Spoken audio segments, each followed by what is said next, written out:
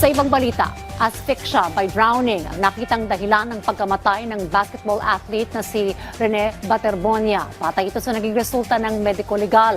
Git naman ng PNP, inaalam na nila ngayon ang posibleng pananagutan ng coaching staff. Yan ang ulat ni Ryan Lesigas.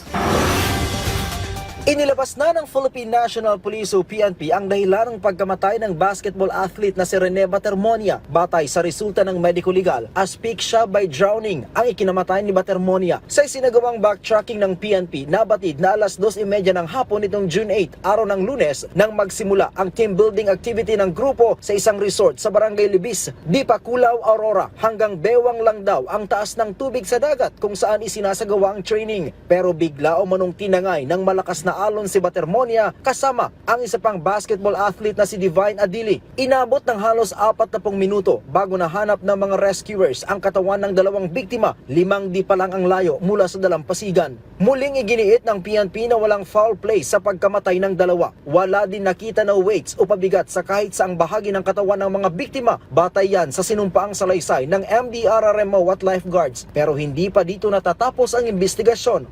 Yung pong unang initial na result ng ating investigasyon nga, narinig nyo naman sa ating provincial director, na they're ruling out foul play. And as to the negligence of anybody or yung liability po ng sino mang partido, ay ito po'y malalaman natin once the investigation has been completed.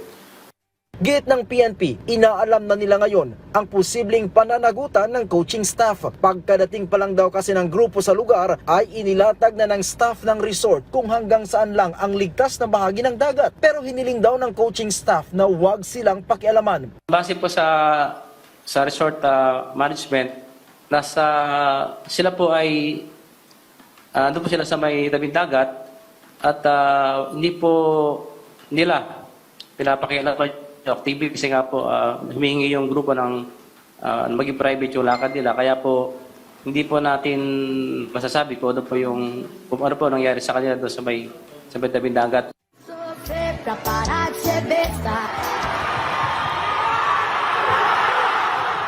Masiyahin at batang punong-puno ng pangarap ang 19 na taong gulang na si Batermonia. Sa murang edad ay nakitaan na ito ng galing sa basketball. Nitong 2025, pinangunahan niya ang Davao Region Eagles kung saan nasungkit ng grupo ang kauna-unahang basketball gold medal sa 2025 palarong pambansa. Miyembro din si Rene ng Philippine Boys Basketball Team sa ginanap na 14th ASEAN School Games na ginanap sa Brunei. Wala pong magiging takipan, kagaya po ng sinabi natin, everything will be made transparent, ilalabas po ang resulta ng investigation. Samantala, para sa pamilya ni Batermonia, hindi sapat ang pahayag ng Ateneo de Manila University sa nangyari sa kanilang anak. May kulang sa explanation nila.